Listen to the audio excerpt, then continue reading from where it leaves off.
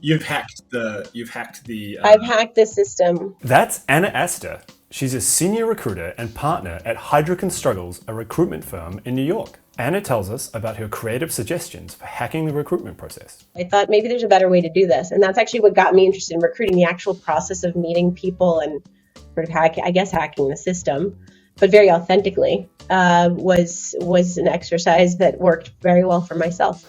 Hi, I'm Will from FRM Quick Takes, and in this episode, Anna and I and two other risk professionals break down what it actually takes to get your first job in risk management.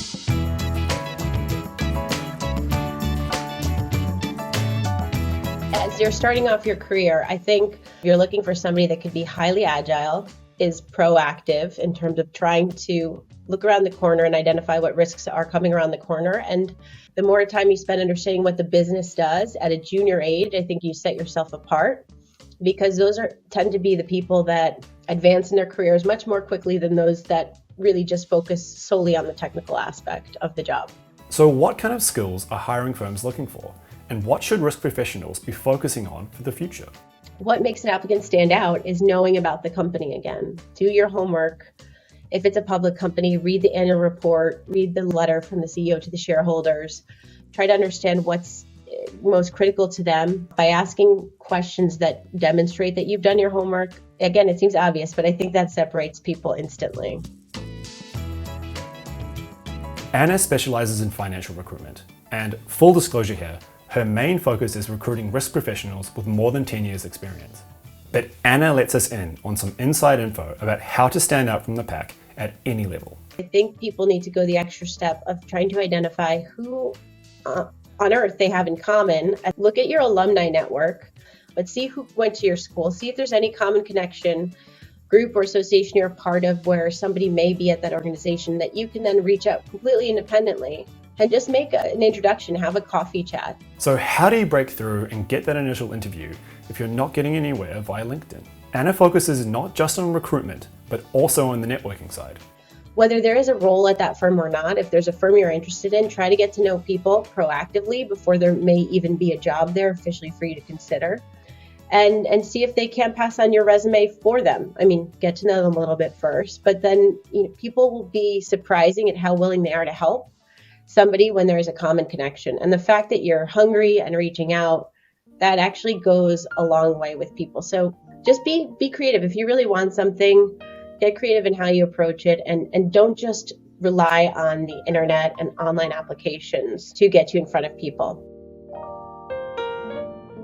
So it seems like being creative with ways to get that first interview can help you land that first job. In addition to Anna, we chatted with Lisa Conrad, a senior risk professional and risk mentor at DZ Bank, about what she looks for when she's hiring new risk professionals. Say I was interested in getting into risk management and I'm putting together my resume.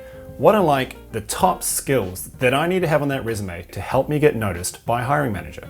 Being a graduate, I think, means that you are still growing as a person and a professional. So despite just your transcript of records and former internships, for me, it's way more important how your willingness to learn is, how are your problem-solving skills, and of course your communication skills. To sum it up, I also have a classical preference in hiring for talent, not experience. So also a graduate may not tick all the boxes regarding qualifications or practical experience, but that doesn't matter as long as there's a strong track record and an ability to learn quickly. Communication or collaboration are key aspects I really take a look at. Also think, of course, you can develop that later on in your career, but you can also demonstrate it already earlier. Lisa holds a certification in financial risk management and studied finance and business administration at the Frankfurt School of Finance and Management. But an age-old question here. Do you need a certification in risk management to be successful in this field? Yeah, in the long term, I think you benefit most from the business network, from the exclusive content, chapter meetings, etc. You simply get to know people you otherwise wouldn't have met. And how do you think the FRM helped you in your career? I did my FRM roughly 2 or 3 years after my master's studies, at a time where I wanted to differentiate me from others, also based on deeper knowledge, definitely. And the FRM is something that offers this deep risk management knowledge you otherwise wouldn't get, for example, by a university course or something like that. It's simply too specific or too practical. Also regarding my promotions that came afterwards, that was a major factor. Okay, so it seems like being a bit creative with recruiters, demonstrating you have good communication skills, and getting a certification in risk can all help your chances to get noticed. But what about the future of risk management? What can I learn now to make sure that I'm ahead of the curve when it comes time to impress that hiring manager? We talked to senior risk professional Tod Ginnis about what lies ahead for the risk industry. The future of risk management will be one of them, digitalization. Risk management is becoming more and more of a profession whereby a lot of the modeling will be handled by powerful machinery, programs, and coding and algorithms that is used to process an ever-growing ever-growing and more continuous, uninterrupted flow of financial numerical data coming from various sources. So the ability to follow this digitalization would be crucial and essential for the survival of any individual or any institution within the risk management fields. What about the demand for risk managers? How will the industry grow in the next 5 years? I would not see any shortage in the demands, especially given the current climate, whereby there's so many factors, there's so many possibilities that things might go wrong, and that might turn into an adverse event, given the situation in the world, be it financially, geopolitically, or even environment and climate-wise. There's only going to be more and more demand for skilled risk managers. What is the best advice you would give an aspiring risk professional who is just starting out?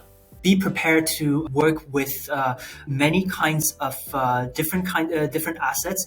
Be prepared to face and understand a vast range of data, and also be on guard to find the various links between the types of financial and non-financial risk. Take in the possibility that you would need to understand coding and digitalization to be able to stay afloat in the world of risk management.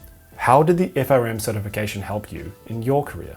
It opened up a whole new chapter in my financial risk management career, in that it's sort of a key, I would say, to open up a door in the risk management industry in terms of the opportunities, knowledge, and also the networking opportunity.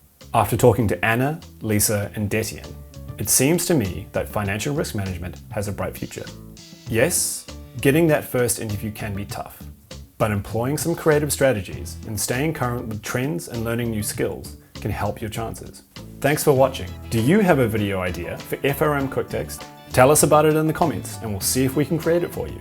Subscribe to our channel to see more videos about people working in your favorite field. Bye!